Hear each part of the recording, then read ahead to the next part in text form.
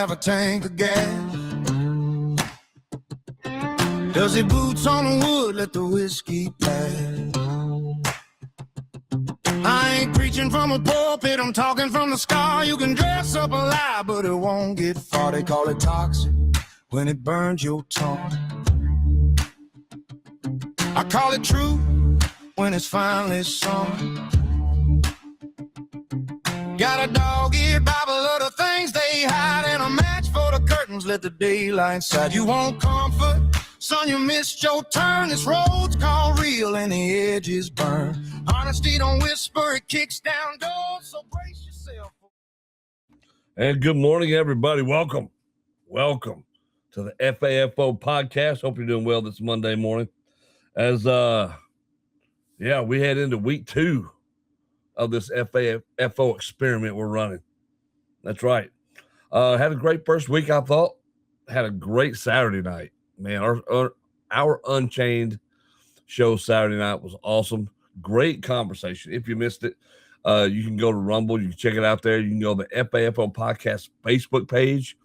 You can check out the show there as well in its entirety. We are working on getting it uploaded as to an actual podcast. We're still getting all that set up. Hopefully that'll be soon. We'll have all these first episodes up, and we'll be doing that continuing going forward. So a lot of good stuff happening here with the FAFO Podcast. Like I said, hope y'all are doing great. Hope it was a great Mother's Day weekend for all of you out there. It was busy here. Yeah, it was definitely busy here as we're running this and trying to do everything. And like I said, we're setting things up a little different, working on different things, working on different ways to shoot this thing. So if you'll notice, like the camera angle is a little different, using a different camera today, trying out new things, new ways of doing it so it looks better and comes across better to you guys. Just trying to put out the best product we can. And I'm excited about it. I think we got a good topic this morning. And here's kind of the thing for the show. I was asked this weekend, why doesn't your show run a complete hour? Well, there's a reason for that, as far as this daily show goes, right? And it's that it's not scheduled to go just from, say, 9 to 10. We start at 9. We talk about the subject as long as it takes to get us through the conversation, and then the show's over. That's it. We're not trying to fill out a complete hour with fluff. If we've got points to make, we try to get in. We try to make them. And we're still learning how to do that. I'm still learning how to do that, which is cool because there's a lot of stuff out there. I try to line up some clips for you guys. I got a couple of good ones this morning. I'm pretty excited about. And one that we really have a lot of, we'll have a lot of conversation about because people trip me out. People are amazing, right? Some people are amazing in their brilliance, and some are amazing in their stupidity. Now there's equal measure of both, and it has run amok right now. I mean, it's everywhere. You can't escape it. You just can't escape it. So today we're talking about the elite delusion and the great Hollywood FAFO, because it's you see this everywhere, and nothing more pronounced than what we see out in California right now, that mayoral race out there, which is wild, by the way. I mean, I would say, and a lot of people say, well, I'm from so-and-so state, it doesn't affect me. I'm from so-and-so city, it doesn't affect me, except that it does. It affects you because what we're watching play out in California right now in real time is a potential switching of the guard. You've already seen a lot of support switch from blue to red as far as the current powers that be to what could possibly be a Republican mayor coming up. And not because he's spouting some MAGA agenda, some far right agenda, some far left agenda, or some liberal agenda, or anything else like that. What he's simply saying is he's spouting things out of the truth. That's it. That's all he's trying to do. We need to get this stuff fixed around here. We need to solve the homeless problem. I mean, there are so many issues LA has, and he made a lot, and Spencer Pratt made a lot of good points here. And we've been talking about him with reason because He's trying to come into this with common sense, not with a political agenda in mind. We've got to get stuff fixed so people can return to their homes, so we're not stumbling over homelessness everywhere. So you get help to the actual homeless people rather than shoving them in a box, a $250,000 box over here, and waiting to find the body later, right? He's actually coming through, and people can relate to that. I mean, he's not talking about anything crazy. He's not talking about ICE or any of this other BS. All he's talking about is this is what we got to do for the community, right? And I think people responded to that. And I think there's certain the numbers are certainly showing how much the people who actually live in that city, barring your elite and your celebrity elite, you get rid of those people, and the people with boots on the ground who actually live in those communities are like, dude, we do have to do things about it. It's getting bad. And it has been for a long time, except the powers that be then just overlooked it. And you see that change coming on right now, and I love it. I love it. I think there's a growing belief among ordinary people that your politicians, your celebrities, your media figures, your corporate entertainment giants, and we're going to talk about some of that in a little bit, have become so insulated from real life that they genuinely believe they know better than everyone else. And now, what do you find happening right now? Audiences are rejecting it. Consumers are walking away. Trust is collapsing, and outsider voices are rising. Those voices are mine and yours. Those are the voices that are finally being heard. And as much as we just, hammer social media and for the cancerous product it can be, it can also be a change for good. It's always with everything else and how you use it. Right? It's always how that particular tool is used. Like we talk about gun controls, all these gun laws, things like that people on the left want, people on the right like, well, why? We don't need those. And the reason being is because we understand, and people should understand, it's not the weapon that hurts anybody. It's the person using the weapon. And it's the same way with social media. It's what we've seen in the mainstream media news. When you control a narrative, it's just a few of you, you can bend reality and what people think and feel to your whim. But now that we've seen the rise in podcasting and everything else, you can't see it as much. It's not there as much. Because now we have alternate ways of research, of finding out what's actually going on. And that has started altering the thinking a little bit. Now, does that mean that there's all good influences out there? Hell no, we know there's not. I mean, because people will find their niche that they're going to get into and allow themselves to be taken down this rabbit hole of thinking that will warp their mind one way or the other, right? It will train their mind to believe one thing or the other. Well, that's the sad reality of it, but it's what it is. And there's a pattern happening right now. You've got politicians, celebrities, again, these media executives, these billion-dollar corporations. They're all acting shocked that ordinary people are tired of being lectured to by people who don't even live in the same reality. Isn't it wild? Isn't it wild? Oh, it is insane. It is insane. Common sense and facts is kryptonite to the far left. Exactly, Mike. And if you want to be a part of the conversation as we're live every day, you can join us on Facebook at the FAFO Podcast, or you can join us live on Kick and get in the comment section and let us know how you feel about it as we're having these conversations every morning. You're more than welcome to jump in here because I believe that our chat, our audience, is all part of the same conversation. Everyday people talking about the things that affect us, and that's what we're doing. AOC was spewing the stupidest non-facts this past weekend. Even CNN had to run cover for. Oh, yeah, we're going to talk about that too. Believe me, I specifically, when I was making up the show notes for this morning, I specifically was talking about AOC because how this is the problem when you got and I understand beauty is in the eye of the beholder. I do. I get it. Some people will consider AOC a very attractive woman, but this is one of those instances where, you're tricked by the packaging, right? You think, well, this package is gorgeous. I like the way it's framed up. Oh yeah, this is nice.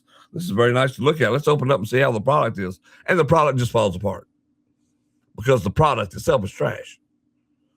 The product is nothing like what you're being promised on the outside. And that is AOC in a nutshell. Pretty much AOC in a nutshell. And she was on a podcast this weekend. And my God, I meant to bring this up. And I forgot to load this one this morning when I was doing all these other things, but it is the dumbest. And I'll play a little clip for you. I'll tell you what, I'm gonna go ahead and load this up, and I'll play this clip for you guys, so you can hear it out of her own mouth right here. This is not something that I am making up or the internet is just making up. So check this out, and you'll see what I'm talking about here. It's this sort of thing again. It boggles the mind. It boggles the mind that you would go say this sort of thing. And the truth is that AOC believes this. Like she believes it to her soul that this is a true thing. The echo chamber she must live in is just wild to me. Take a listen. Earn $1 billion. That's right. You just can't earn that. That's exactly correct. You can get market power. You can break rules. You can do all sorts of things. You can abuse labor laws. Yep. You can pay people less than what they're worth. Yep. But you can't earn that, right? Since you didn't earn that, you have to create a myth of earning it. You can't earn $1 billion. That's right. You just can't earn.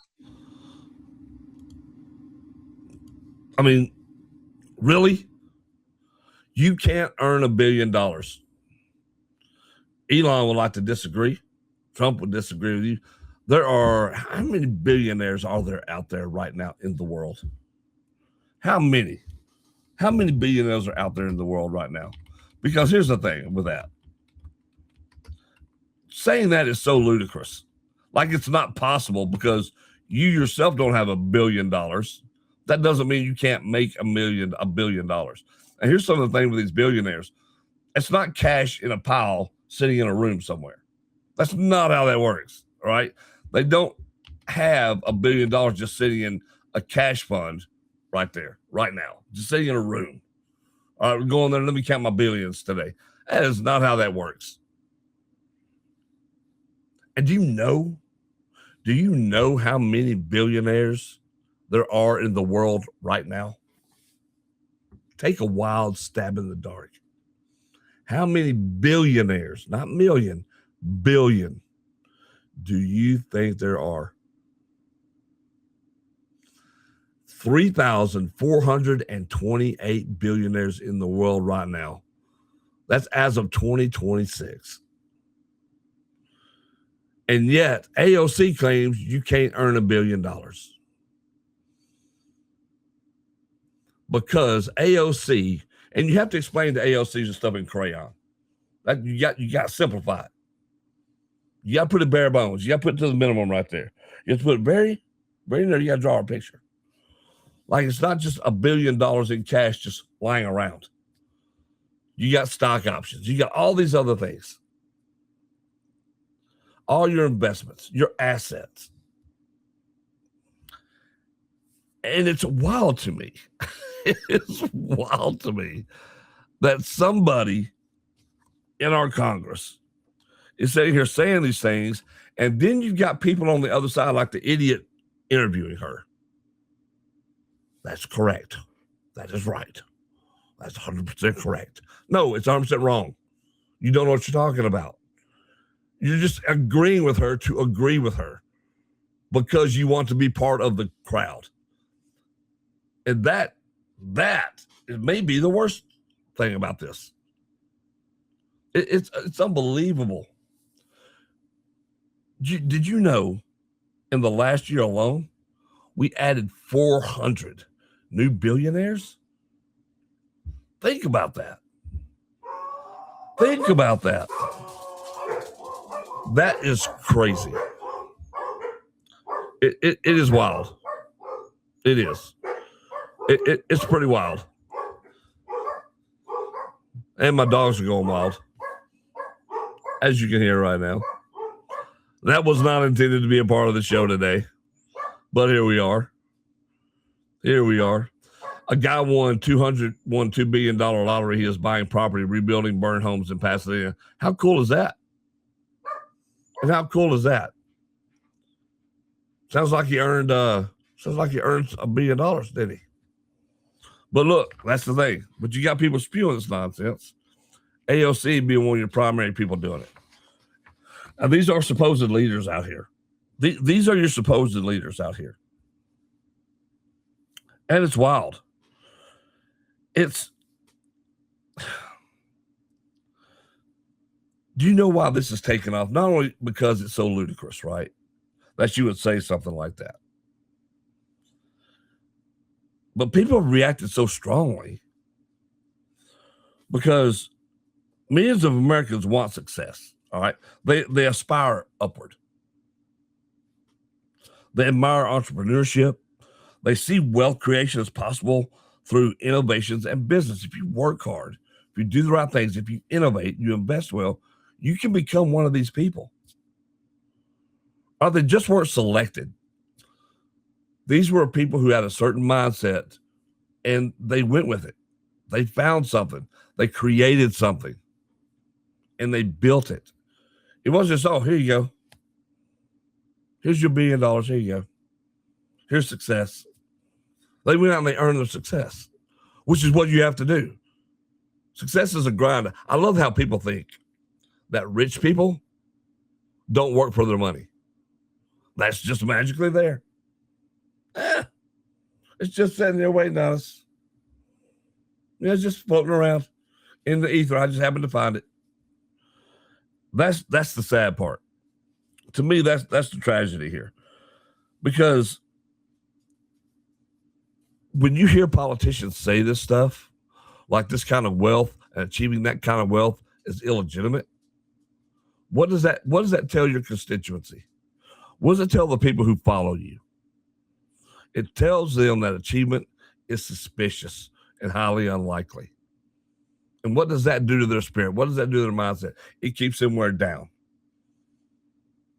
And when you've got a politician up here, you got your people down here, the control is here. And if you keep your constituency down, then you have all the control and all the power. So AOC has built her life and her career off keeping other people down because that's where the power lies. And people will come to her defense and they'll rush to her defense. You see it on streaming all the time because she's got these young people wrapped, boy. AOC cares. That's not true. She's one of us. No, she's not. By God, I hope she's not one of you. That means there's a bunch of you idiots out there running around. A bunch of you. I mean, there are not a whole lot of people out here praising this comment by her. You got your shields who are going to, who are just AOC super fans. Oh, she's so brilliant and brave. No, she's an idiot. She's an idiot. And it shows. I mean, there's no refuting that. It just shows how big of an idiot she is. And this keeps on getting done. And here's the other thing, too. You're telling ordinary people success is impossible while flying private and living comfortably. That's not a winning message. When people start actually thinking for themselves, they realize, oh shit. Why did I listen to her again? Why did I back her again? What? Wait a minute. I'm out of FAFO myself. Yeah, and you've got people waking up to that. And I think, again, going back to California, you're seeing a lot of that in LA. People are tired. They're tired of the BS. They're tired of being about their homes. They're tired of their streets being garbage. San Francisco used to be a beautiful place, and look at it. And I think these places are still salvageable, but you've got to get leadership in there that's going to be able to salvage them and get out of this elitist mindset. Because the problem with power is the people in power is they want to hang around with powerful people more powerful than they are to help elevate their status even more. So it's not your interest they have, it's their own self-interest. If I hobnob and promote their message, these people who live up here in Fantasyland, then I'll be even more popular, and I get to go and play with the cool kids and get to play with the cool kids' parties. It's going to be fun. But they have abandoned their constituency. I mean, this is, again, I don't think this is rocket science. This is not even news. But I think people need to hear it because people are scared to say it. Why? These people are talking down to you. They're talking down to their audience. That interviewer should have pushed back. Like, what are you talking about? We got almost 4,000 billionaires out there. What are you talking about? What are you even saying? AOC's trying to say the only way they got all this money, they didn't earn it. They schemed for it. It's what they did. They're involved in all this underhand and nefarious stuff. It's the only reason they have that much money. Now that I'm a millionaire, you can do that, but you can't do billions. And that's where we're at with this. But people will eat that up. They will eat that up all day long. People don't reject bad storytelling because they're hateful. They reject bad storytelling because it's just bad storytelling. Why do I say that? Because you've got these entertainment corporations right now, FAFOing. That's right, they're FAFOing. Disney is FAFOing right now, big time. Big time. So much so that Disney is talking about pretending like the last Star Wars sequel didn't exist, which it has not existed in my mind because the last Star Wars trilogy is trash. Complete, utter trash. It's not good. Visually, they're beautiful to look at. That's great. If you're just there to see astounding graphics, that's awesome. But if you actually care about story, about the reason there's a Star Wars to begin with, then there's no way you like that. There's no way. There's no way it makes sense to you. If you are a storyteller at all, you hated it because none of it made sense. But Disney believes, as most of these entertainment companies have believed, that all you got to do is push an agenda. Let's push these woke radical beliefs. That's all we have to do. And people will buy it. It's a new day. It's a new age. The Force is female. Come on, stop. Stop.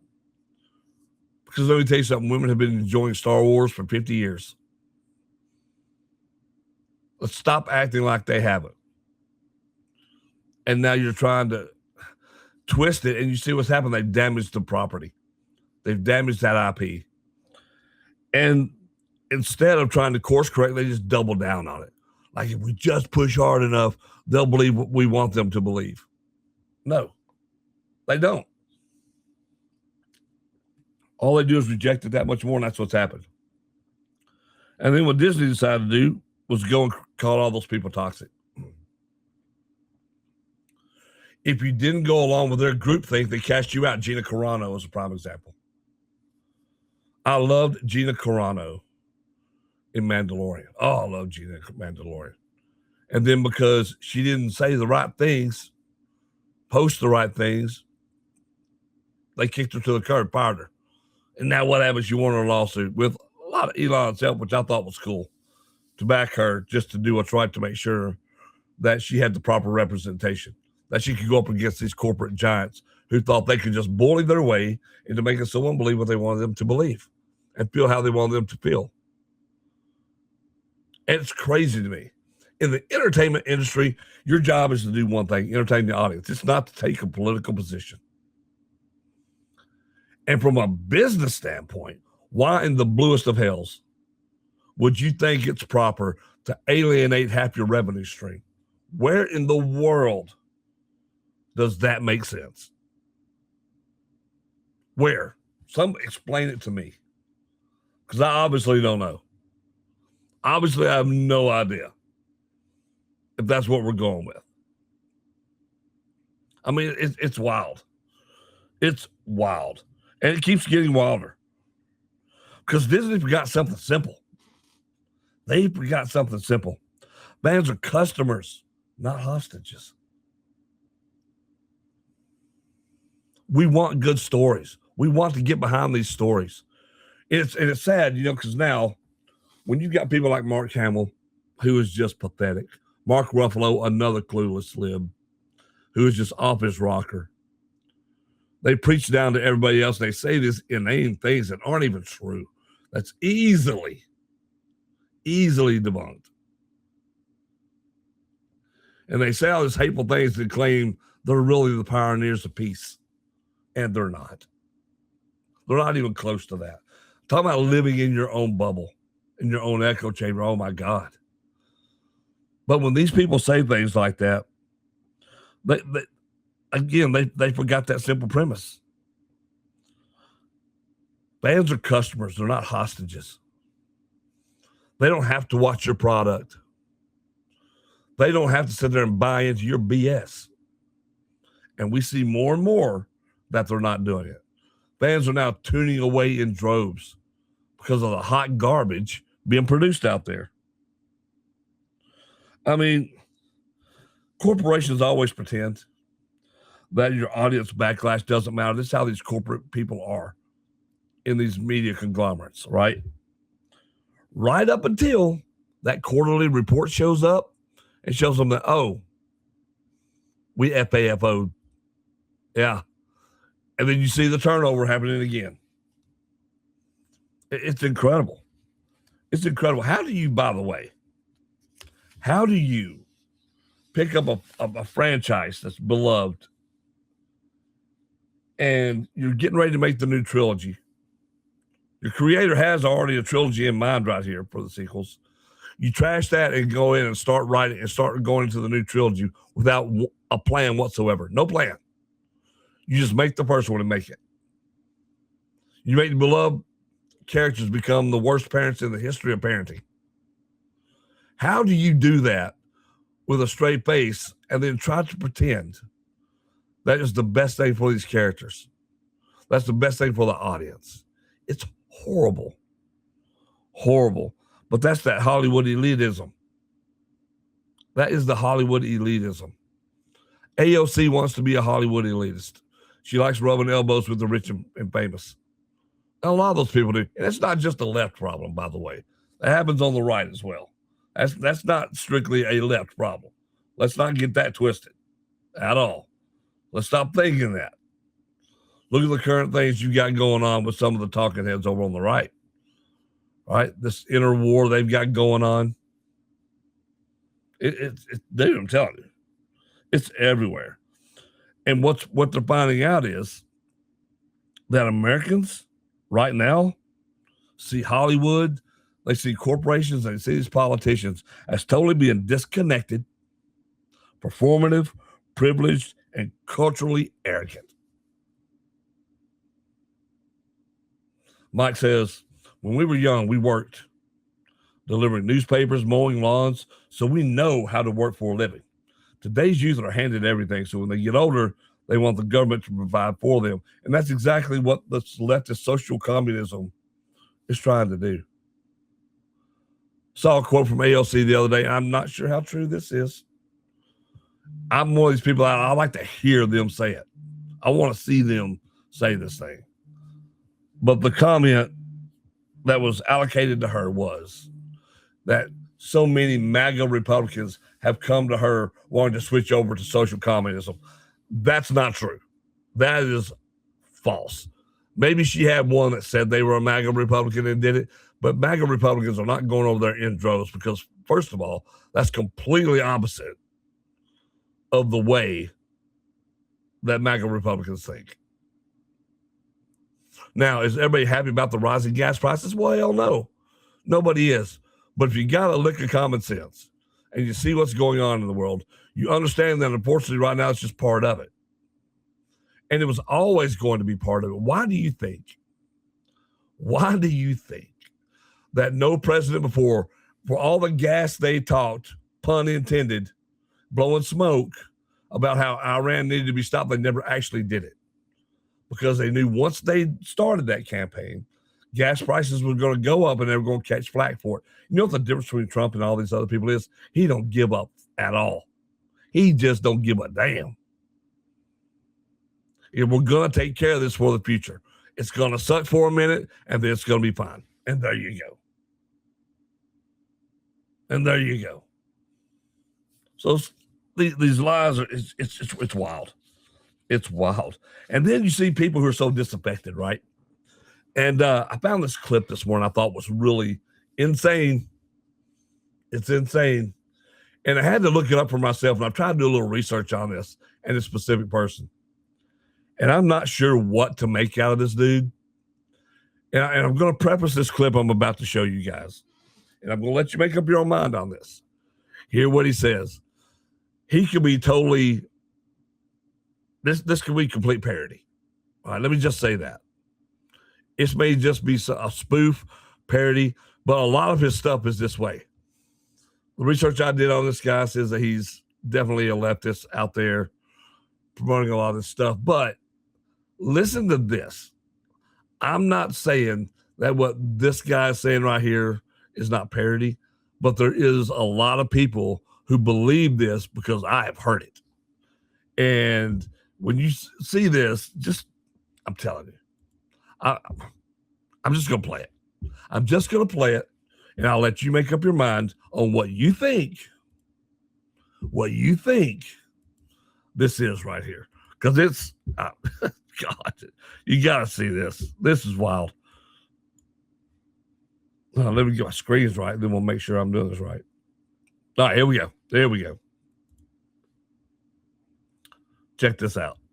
Gesture vaguely to fascism and climate change, and people go, oh yeah, totally understandable. But the truth is that whenever my friends and family members get pregnant, and I'm in my early 30s, so that's happening a lot these days, I get a horrible weight in the pit of my stomach. Oftentimes I'm genuinely happy for them. You know, sometimes I can even look them in the eye and say, you'll be a really great father, and mean it. But there's another part of me that can't shake the idea that in 9 months, another American will come into the world, another ravening cannibal who will spend the next better part of a century burning fossil fuels, housing cheeseburgers, and ignoring homeless people at traffic lights. Billionaires are by far the worst climate criminals, but according to Oxfam, the richest 10% of humans globally also share a considerable amount of blame for CO2 emissions from consumption. And that richest 10% includes just about everybody who lives in the global north above the poverty line. The role of population growth on climate catastrophe has historically been way overstated, but there's no question that this is a crisis inflicted by the haves onto the have-nots. And every single person born in the global north exacerbates the problem by virtue of the huge amount of resources that they are almost certainly bound to consume. And you can say, you know, oh, well, I'll bring up my kid to share my values and they won't do those things. And I can respect that, but that's a hell of a gamble, right? I mean, you know, you could take your kid to school every day on your bike, but if every other parent has an SUV, eventually your kid's going to get curious and want to drive a car, right? And then what are you going to do? You know, forbid them? I mean, they're just going to do it anyway. I just don't think there's any realistic way that anybody in the global north could have a child that won't eventually cause massive harm to the planet. And probably, like most people, not even realize that they're doing it. And that's all assuming that your kid grows up to be a kind person, which is also a hell of a gamble. A lot of bullies and dumbasses walking around out there in the world. A lot of rapists, too. What if my pride and joy grows up to be somebody else's abuser? If I give birth to a baby daughter, then there's a 1 in 4 chance that she's going to be raped. I don't like those odds. But the real kicker is that even if my child has a great life, even if they cause no harm to others, they will still suffer. They will still die. It is unavoidable, right? I will be inflicting this fate upon them without their knowledge or consent, only to spring it on them when their pet goldfish dies or whatever. You know, surprise, bitch! The wages of sin is death! To me, the creation of human life is very obviously an incredibly selfish thing to do under most circumstances. And I'm not saying that we should make it illegal to have children or whatever, but I am saying that this is a deeply consequential thing to do, and maybe we should give it a little bit more thought than just, oh, well, that's just what people do at this age, or I want someone to take care of me when I'm old, or I just want the family name to live on, as though that were anything other than vanity.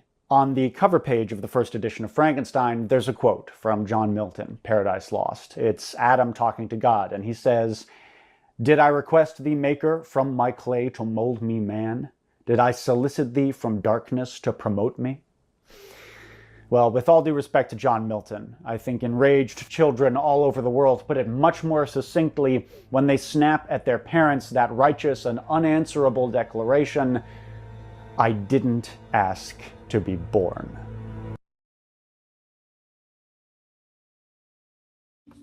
There you go. There you go. Right. I'm trying to believe. I want to believe this is comedy. Like Mike is saying here, Mike says this is a comedy sketch, right? I want to believe it is. This guy is a filmmaker. Now, I don't know that he actually believes this, or if this is a real thing, or maybe this is just him talking. It is a real thing. But I do know people who are like this. Why should I bring kids in the world? And they're blaming it on the damage we're doing to Mother Earth. Like at our basic core, we're animals. We're here to procreate the species. We got to propagate the species. And it's wild. It is wild. And then so you're not going to have children for that reason. Now, I saw another comment that said there's another thing that said, well, he just got clipped because he didn't want to have children. I don't know how true that is. I cannot sit here and tell you 100% for sure that that's not parody. That's not a spoof comment. What I do know is I have met people like this who share those kind of viewpoints, who believe that, oh my God, I can't bring a child into this. I'm here to protect the environment. The clothes you wear, those glasses, all those props behind him, the very computer he's using, the phone, the lapel mic he's used. Do you know how much carbon emissions are made producing that stuff? All of that stuff. You're not helping the carbon footprint. You're not saving anybody. You're as guilty as everybody else from your viewpoint. Because all this stuff that we have, this hat, these books, all of that stuff produces a chemical trail. And you can argue is bad for the environment. You can argue creation is bad for the environment because eventually it's all going to end. Well, no shit. No shit. Really? You think? And that somehow means that people don't have a right to live, a right to reproduce. And he's not arguing they don't have a right to reproduce. He's just saying he doesn't believe that he can contribute to that because he don't want his potential kids growing up because bad things could happen. They could contribute to other bad things. Yeah, it's possible. It's possible. But if that's how you're going to view the world and see the world and run around in the world, you know, it's probably a good thing for the rest of us that you're not going to reproduce. So on behalf of everybody else, thank you. Thank you. My stupid sister-in-law had these views 30 years ago and had no children. In her 60s now, regrets that decision. Oh, yeah. And again, I think that's wild how we can talk ourselves into these sorts of things. How we get in our head about a lot of this stuff. And this is where we go with that. Tragic. And then when you're playing around that Hollywood elitism mindset that's going around, and this guy's a filmmaker, and all that Hollywood echo chamber that goes on out there, which, again, and I've said this before, and it does bum me because I'm such a fan of movies and storytelling. But when you become an adult and you learn all this stuff and you take those blinders off and you stop looking at the world through rose-colored glasses and you see it for what it is, that to me can be heartbreaking. It is.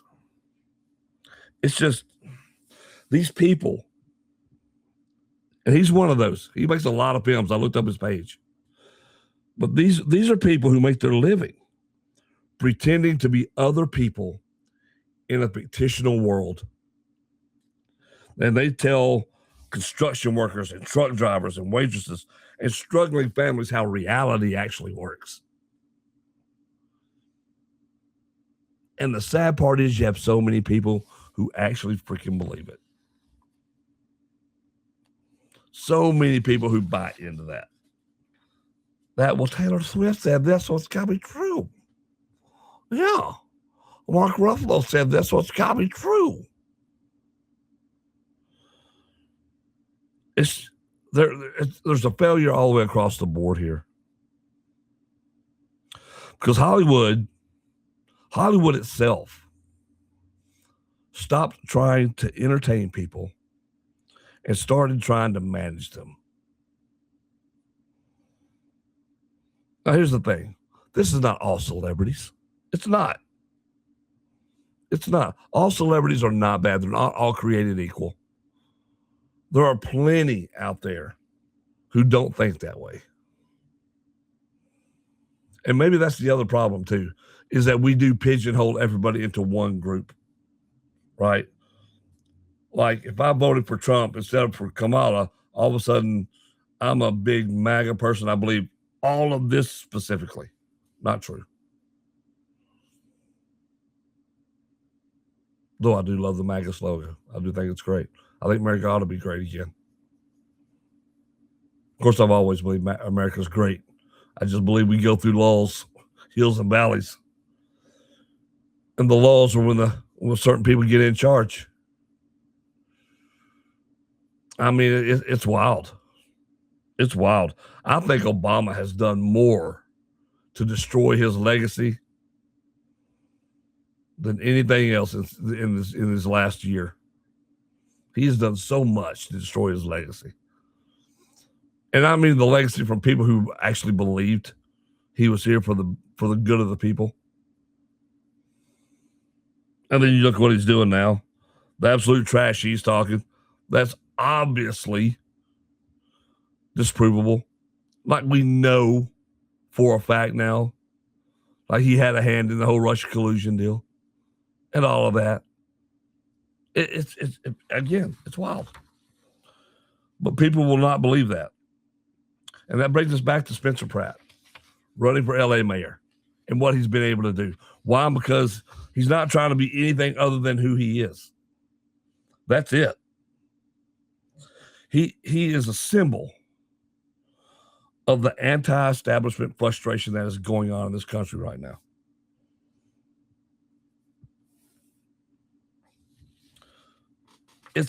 You know what makes him interesting?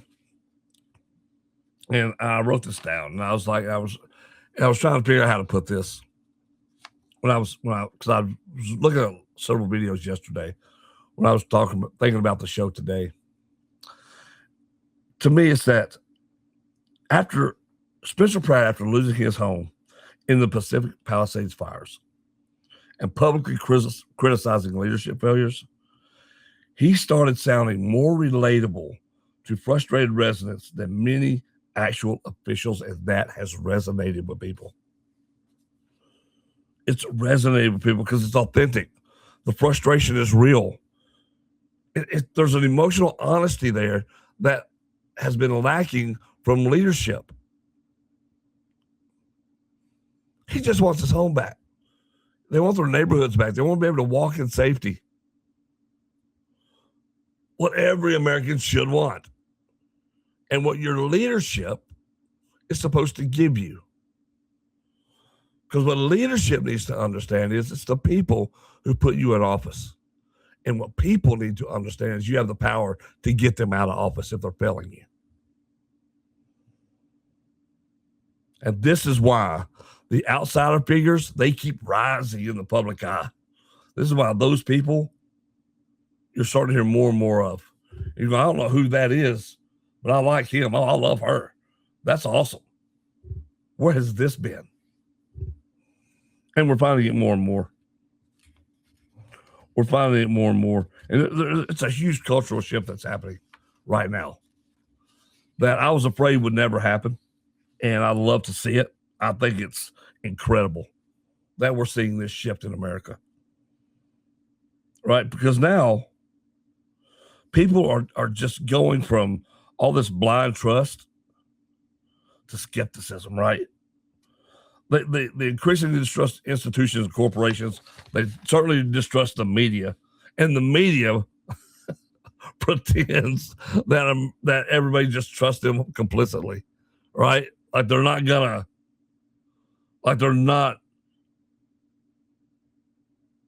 rebelling against them. And it's an incredible thing to see. Celebrities are the last ones to believe that, people are turning on them. And you can see it. You've seen a couple of them come out and say, we need to focus on entertaining. That's our job. And I agree. It is. Why? For several reasons. First of all, you're in no position to tell us how we should live, feel, or think. You don't live like us. Another reason is that you are just like us and aren't any smarter or any dumber for that matter. And not only that, but if you're in that position, your job, and it is a job, is to make money for the studio who hired you. When you're alienating half an audience, this goes to the studios themselves. This goes to the directors, the producers, the writers. Your job is not to alienate half the audience. Your job, especially in Hollywood, is to create compelling stories that bring in the largest audience possible and keep revenue coming so more stories can be told. That's the business model, how it should work. Period. So let me ask you a question. And I always ask these at the end of the show. And today's will be like this. Do celebrities still influence public opinion? Or are people starting to tune them out? I remember being young. I remember being influenced by celebrities. I'm not going to sit here and lie to you and tell you that when I was young, I thought celebrities hung the moon. And that's the thing about being young, how easily influenced you are, naive you are to the world. And yet all the young people say, I'm not, I'm grounded. I understand the world. Y'all don't, y'all are just too old. No, years bring experience. And experience brings the truth. It brings knowledge. And it's an eye-opening thing when you stop giving those types of people power over you and you stop thinking for yourself. When mommy and daddy stop handing you things and you have to start earning those things. It's incredibly different. It's an incredibly different situation. And so if we ask that one, then the other question has to be this. Why do people trust independent creators more than mainstream media now? Why? Why are these independent creators trusted more than mainstream media now. I can tell you what my feelings are on that. It's because at least the independent content creator is telling you the truth as they see it from their lived perspective. They're not handed some sheets of paper and said, you must talk about all of this. Your paycheck depends on it. You have to say this and toe the company line. You have to say this because Big Pharma says here, this is what we're paying. This is why you have a job. There's no political narrative or shape here. It's just, I want to be able to go outside and live and do what I want to do. I don't care what your political stance is. I don't care what your personal views on life, gender, pro-life, pro-choice, any of that is. I know what mine are. That's how I will vote, and that's how I'll live my life. And I'm allowed to do that. You go do you over there. Leave me alone to do mine over here. I will always be civil to you. I will respect you. You respect me, and we're good. I don't have to agree with you, and that's okay too. You see, the elite's problem is they believe they were untouchable because they control the narrative. Now they're finding out what happens when the audience stops listening. Stupid people actually think celebrities visit them in their homes off their TV. I swear, man. I swear, and there's some of that. There's a lot of that. There's so much idol worship out there. It's wild. It is truly wild. But guys, that is it for today's show. I appreciate you tuning in. We'll be back here again tomorrow morning, 9 o'clock. Oh, yeah, same time. Same time as we're getting this FAFO podcast rolling. Because remember, you're listening to the Fuck Around and Find Out podcast. Truth, facts, no BS. Let's effing go. Get the facts drawn. Getting triggers just the cost of the crowd. We're toxic to the lies, truth we're proud. This is FAFO, no smooth talk, no value. Brought your stories, we brought the real. Now run your mouth and meet the South down. Fuck around and find out, burn it down. Muddy water don't care about your brand new shoes. And facts don't care which team you choose. You can label me a problem, go on.